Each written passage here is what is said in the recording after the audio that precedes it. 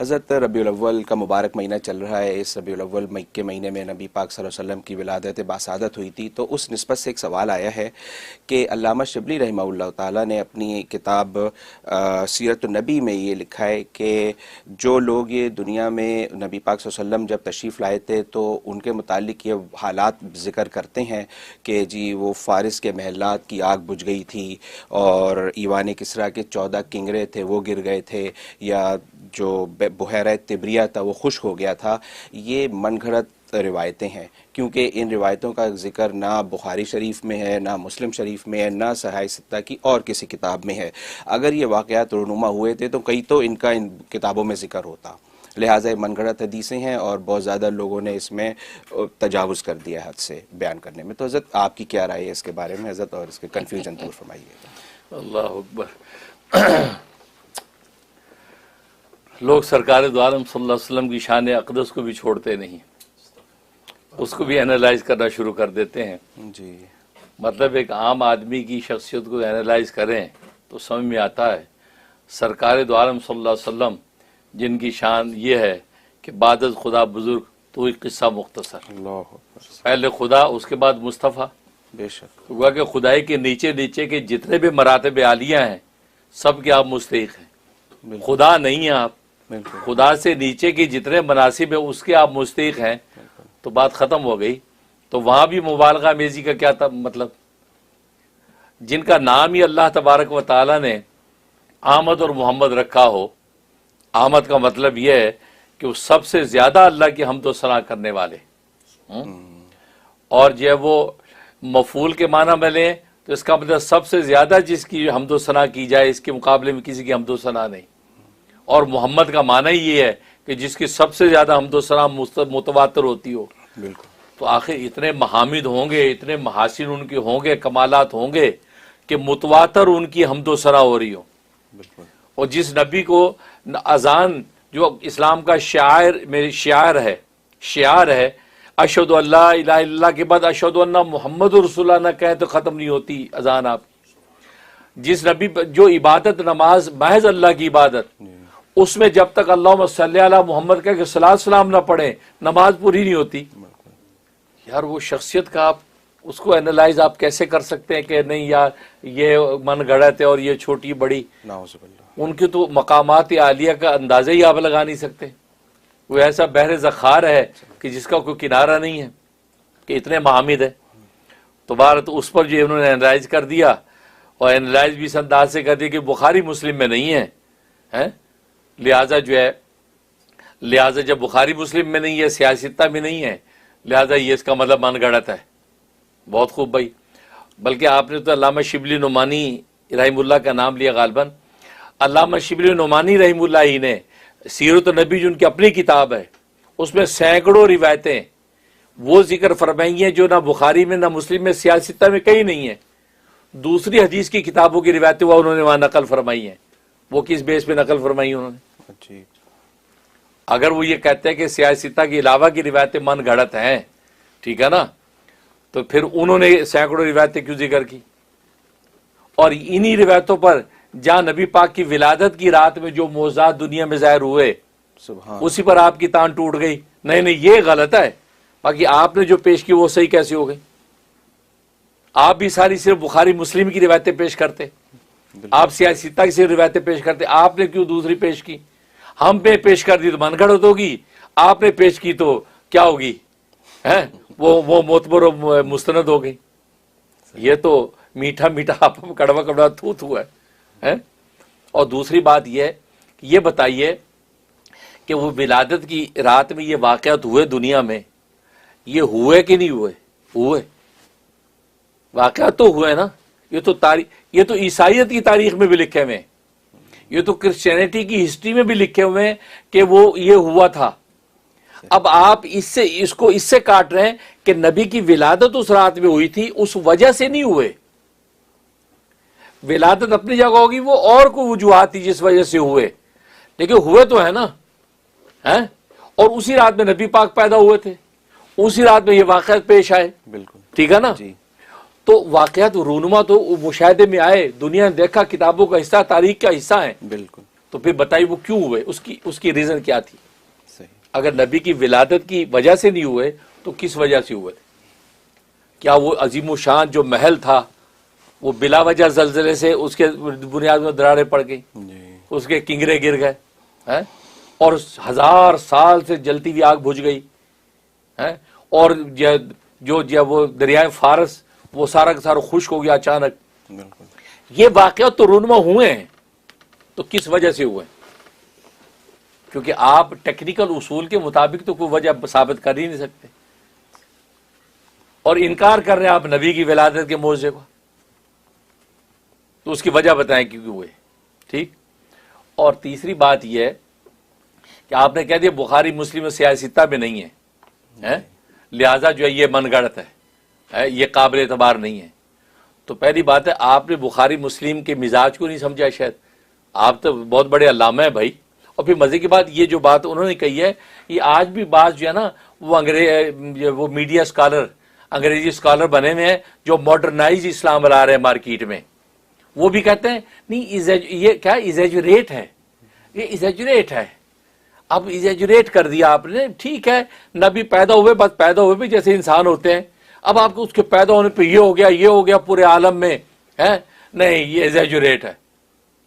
जैसे उन्होंने कह दिया मुबालगा मेजी है, ये बहुत तजावुज है, तो आज भी कहते हैं लोग कि इजेजुरेट कर दिया ये, ठीक है ना। तो पहली बात यह कि अव्वल तो ठीक है, बुखारी मुस्लिम जो है उन्होंने इल्तजाम किया है कि सही हदीस से लाऊंगा, इस्तेआब नहीं किया सारी सही हदीसें मैं इकट्ठी कर दूंगा, ये तो नहीं कहा ना। इल्तजाम किया कि जो भी हदीस हम लाएंगे वो सही होगी, लेकिन ये नहीं कहा कि सारी सही मैं इकट्ठी करूंगा। बिल्कुल। बल्कि इसका इकरार किया इमाम बुखारी, कहता है लक़द तरक्तु कसीरम मिन अस्सिहा, मैंने बहुत सी सही हदीसें छोड़ दी हैं, लेकिन बुखारी में जो मैं लाया वो सही लाया हूं। लेकिन लक़द तरक्तु कसीरम मिन अस्सिहा, लेकिन बहुत सी हदीसें मैं छोड़ दी, क्योंकि सारी सही हदीसों का जो इहाता तो कोई कर भी नहीं सकता। वो तो बुखारी 2 जिल्दों की ना होती, 100 जिल्दों की होती। बिल्कुल ठीक। और इमाम मुस्लिम ने ये बात कही, वला अक़ूलु अन्ना मा तरक्तु ज़ईफ़ुन, कि मैं ये नहीं कह, मैंने मुस्लिम में जो हदीस लाया वो सही लाया हूं, लेकिन मैं ये नहीं कहता कि जो मैंने छोड़ दिया वो ज़ईफ़ है। जो मैंने छोड़ दिया, आज ये एक ट्रेंड बन गया, बुखारी मुस्लिम की हदीस है नहीं बस ज़ईफ़ है, ये एक ट्रेंड बन गया।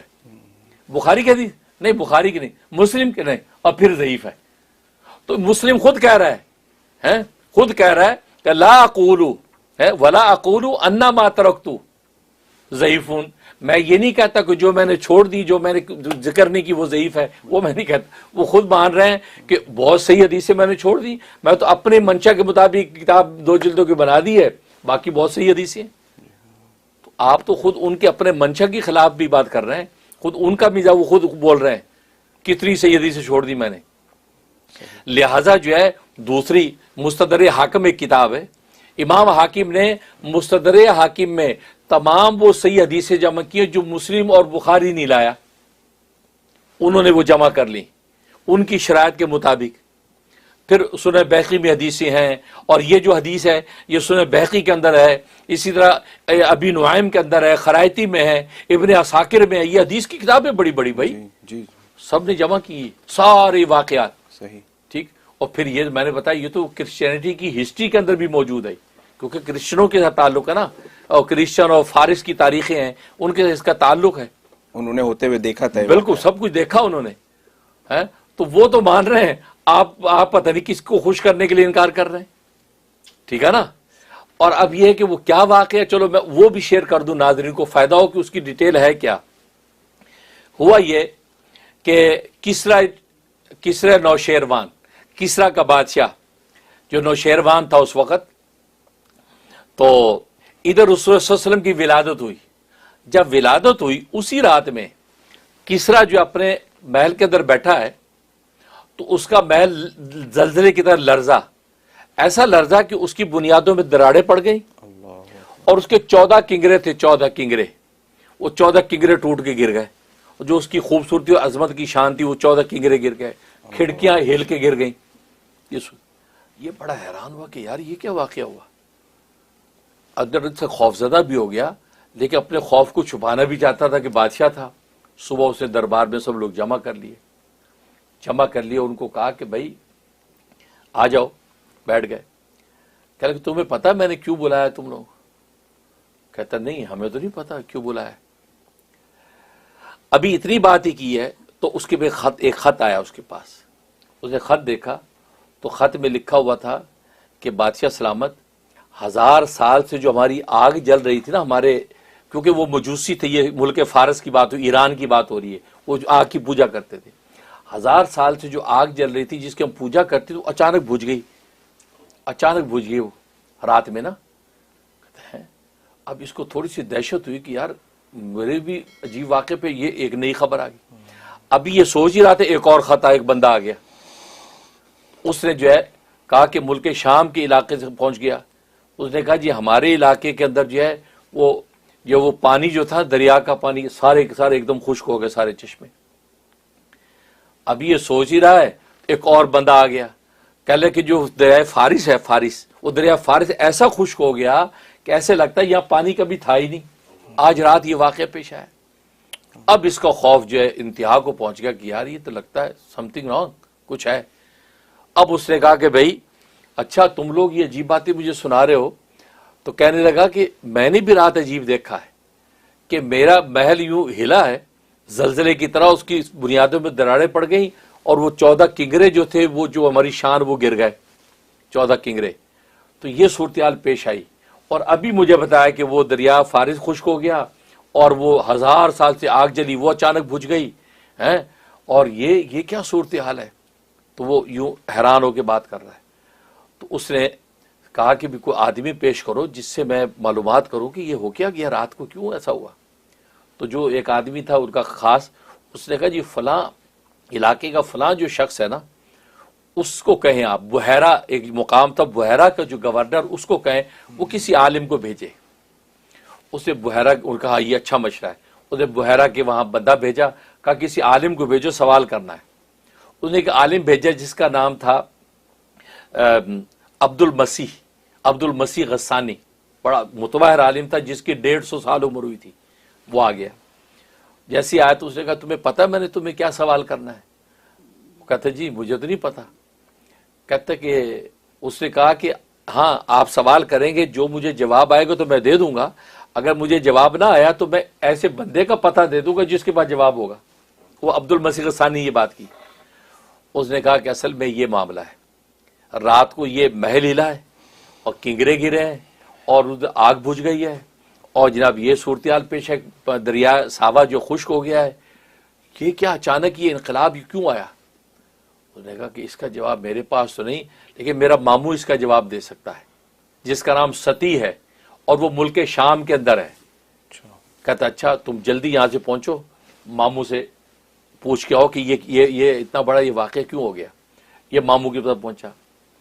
ये सती नामी मामू, उसकी कैफियत जिस्मानी क्या थी, उसके ना हाथ थे ना पैर थे, एक धड़ था और उसकी गर्दन नहीं थी, उसका सर जो सीने पे था। वो गोश्त का लोथड़ा होता था, उसको जो उठा के एक उसके अंदर रख देते थे, एक चटाई में लपेट के उसके चार पे लिटा के लेके जाते थे इधर से उधर। तो वो इस हालत में होता था वो। तो ये वहां जब उसके पास सती के पास पहुंचा और लिखा है कि उसकी 700 साल उम्र हुई। वो सती जो था उसका 700 साल उसकी उम्र हुई। अब ये जब उसके अपने मामू के पास पहुंचा मुल्क शाम, तो वो उस आखिरी सांसों पे था, मरने वाला था, आखिरी सांसों। ये जहां पहुंचा, अच्छा उससे कोई सवाल करने का तरीका ये था कि वो जो वैसे गोश्त का लोटा गुत गुत पड़ा रहता था, उसको यूं हिलाते थे जैसे कहते मक्खन बुलोते हैं ना दूध में, उस बुलोते ऐसे उसको हिलाते थे तो उसके अंदर सांस पैदा हो जाता और अब उससे सवाल करते वो फौरन जवाब देता। ये ऐसा इल्म था उसके पास। अब वो जनाब ये पहुंचा, इसने उसको सलाम किया, वो कोई जवाब नहीं। ये कहा मामू खा वो कुछ। तो इसने फिर आगे से बोला, कहा कि मुल्क शाम का यमन का जो है सरदार बहरा हो गया है या ये कि जवाब नहीं देना चाहता। ये बोला कि यमन सरदार बहरा हो गया या मेरा जवाब नहीं देना चाहता। भांजा यही बोला। अब उसने सर उठाने, सर तो उसके साथ ही था, उसने यूं ऊपर किया जी। कहा कि मुझे भेजा बादशाह ने, तो मुझे इस सवाल का जवाब चाहिए कि आज रात ये वाकया पेश है। अच्छा हाँ, मजे की बात, हाँ। उससे कहा, कहते तो वो उसने सर उठाया और कहने लगा कि मुझे पता तुम क्या पूछने आए हो और उसका क्या जवाब है। फिर उसने खुद ही सवाल बताया कि तुम ये सवाल करने आए हो और तुम्हें फलां ने भेजा है, और उसका ये जवाब है। जवाब उसका ये है कि फरमाया कि अरब की दुनिया के अंदर आसा हाथ में लेने वाला आ गया जब है, तो फिर क्या होगा, फिर आग बुझ जाएगी, किंगरे गिर जाएंगे, दरारें पड़ जाएंगी, सावा खुश्क हो जाएगा, फिर मुल्क शाम, सती का मुल्क शाम नहीं रहेगा, वहां पर वो उसके कदम पहुंच जाएंगे। ये बोलता है वो। ये बड़ा हैरान हुआ कि यार जो कुछ मैंने इसको कह रहा था ये तो पहले उसको सब पता है, और उसे बता दिया और उसे कह दिया कि वो नबी जो है ना वो जाहिर हो चुका, आज की रात पैदा हुआ है, जिसकी वजह से ये इनकलाब आ गया। ये उसने कहा, और ये कहते ही मर गया, कहते हैं बस वो आखिरी सांस से वो फौत हो गया। ये वहां से दौड़ा बादशाह के पास, बादशाह को कहा कि ये सूरत हाल है। अच्छा, अब उसका बादशाह के एक और खास एक आदमी था जो बड़ा आबिद और ज़ाहिद था, मुबजान कहते थे उसको। उसने कहा जी मैंने रात को ख्वाब देखा है। क्या ख्वाब? मैंने ये ख्वाब देखा कि ऊंट है, ऊंट बड़े जफा का सख्त ऊंट है, जो हमारे जो अरबी नस्ल घोड़ों को घसीट के ले जा रहे हैं, और वो दरियाए दजला से पार करके दूसरी तरफ ले गए और शहरों के अंदर घुस गए। ये देखा, और उसकी ताबीर उसने क्या दी थी, उस सती ने ये दी कि असल में वो ऊंटों से बाद वो अरब है, यानी साहबा की मिसाल कि ये जो है ना आपके अरबी नस्ल घोड़ों को घसीट के ले जाएंगे, और तो गोया कि दरिया दजला से पार होकर ईरान यानी फारस फतह हो जाएगा। अच्छा, ये कहा। क्योंकि आपको ये पता होना चाहिए, अब रहा ये सवाल कि ये वाकया क्यों हुआ। उलमा ने बड़ी अजीब बात लिखी है कि आपको पता है कि दो सुपर पावरें थी उस वक्त, एक रूम और दूसरा फारिस। रूम और फारिस। अच्छा, मुसलमानों की हमदर्दियां रूम के साथ थी, जो ईसाई हैं। रूम के साथ इसलिए थी कि वो आसमानी दीन को मानते थे, तो हम भी आसमानी दीन को मानते थे, तो मुसलमानों की हमदर्दियां रूम के साथ थी। ये अमेरिका वाले भी रूमी हैं, इटालियन जो कहते हैं इटालियन है, ये रूमी है, तो रूम के साथ थी। अच्छा, और मुशरिकीन मक्का की हमदर्दियां फारिस के साथ थी, क्योंकि वो आग की पूजा करते थे, मुशरिक थे, ये भी बुतों की पूजा करते थे, मुशरिक थे। ये उसकी जिस पर सूरत रूम पूरी उतरी है, वो गुलिबत रूम, जो कुरान में कहा ना रूम हार जाएंगे, हैं, तो ये बात हुई थी। तो फिर हज़रत वो करने भी कसम एक शर्त लगा ली मुझे मक्का से, नहीं इतने अरसे बाद जीत जाएंगे, तो फिर बाद में रूम जीत गए, वो फारिस साथ। तो ये मुसलमानों की हमदर्दी हमेशा जो रूम के साथ हुई तो फारिस के साथ नहीं होती थी, क्योंकि फारिस शिर्क का गढ़ था, उस सुपर पावर था।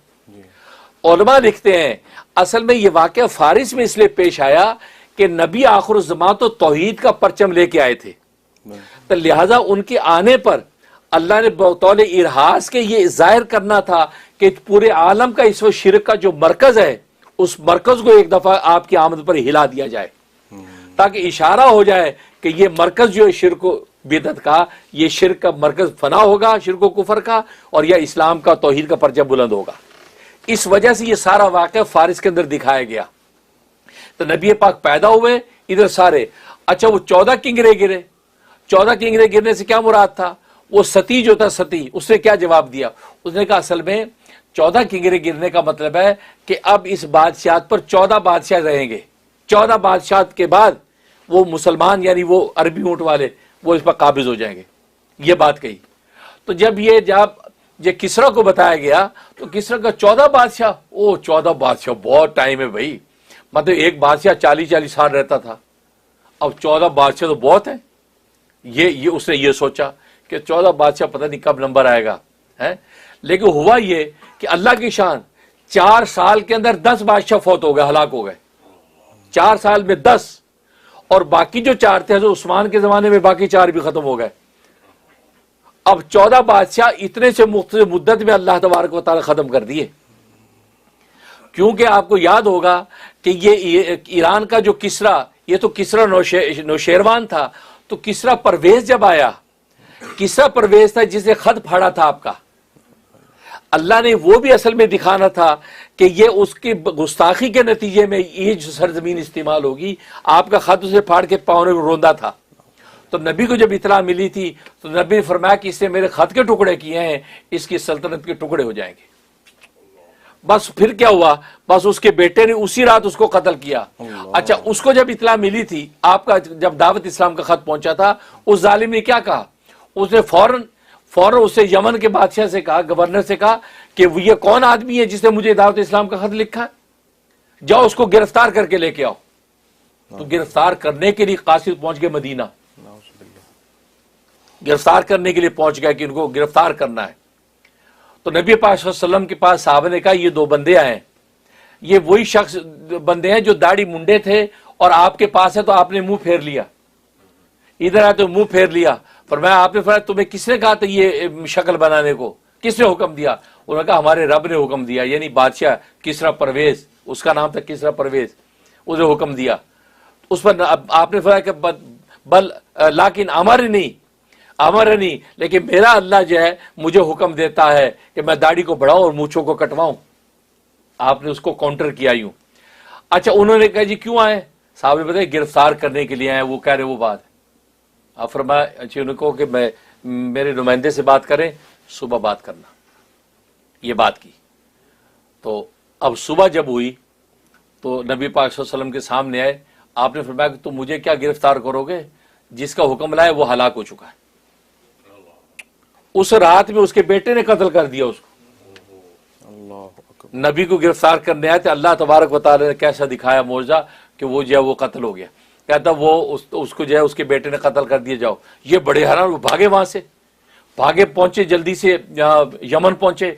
आगे पहुंचे, पता चला कि जिस वक्त नबी ने बात कही थी उसी रात में वो कत्ल हुआ था। तो मतलब एक बस वो कत्ल हुआ, फिर उसने बेटे ने अगले उसको कत्ल किया। करते करते इस कत्ल में जल्द वो 10 बादशाह 4 साल में हलाक हो गए और आगे जो है बाकी। तो कहने का मकसद है कि वो इतनी मुद्दत के अंदर सब खत्म हो गए। जबकि वो किसरा नौशेर ने समझ रहा था कि 14 किंगरे, तो 14 किंगरे का मतलब यह था बस ये 14 बादशाह तक हुकूमत रहेगी और उसके बाद ये या इस्लाम और तौहीद का परचम बुलंद होगा।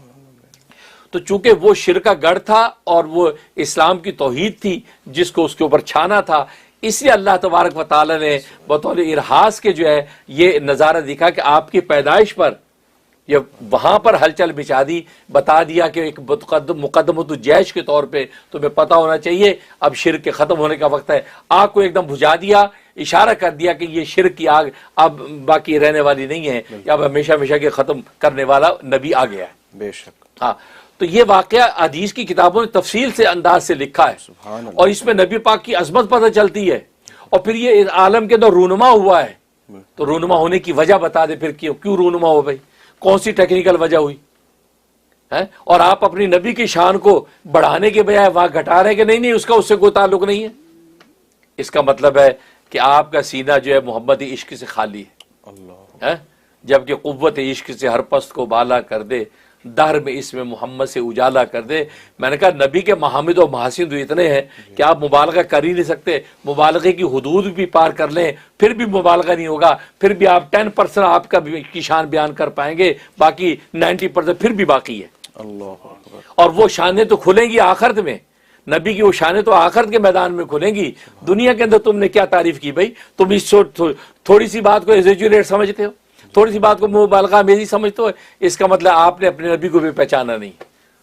जिस नबी के कलमे को हजरत सुलेमान की अंगूठी पे लिख दिया जाता है तो सुलेमान की जो आसमान जमीन की ताकतें गुलाम हो जाती हैं। बेशक बेशक। हदीस में आता है ना, ला इलाहा इल्लल्लाह मुहम्मदुर रसूलुल्लाह लिखा हुआ था, वो अंगूठी पहन लेते थे, आसमान जमीन मुसख्खर।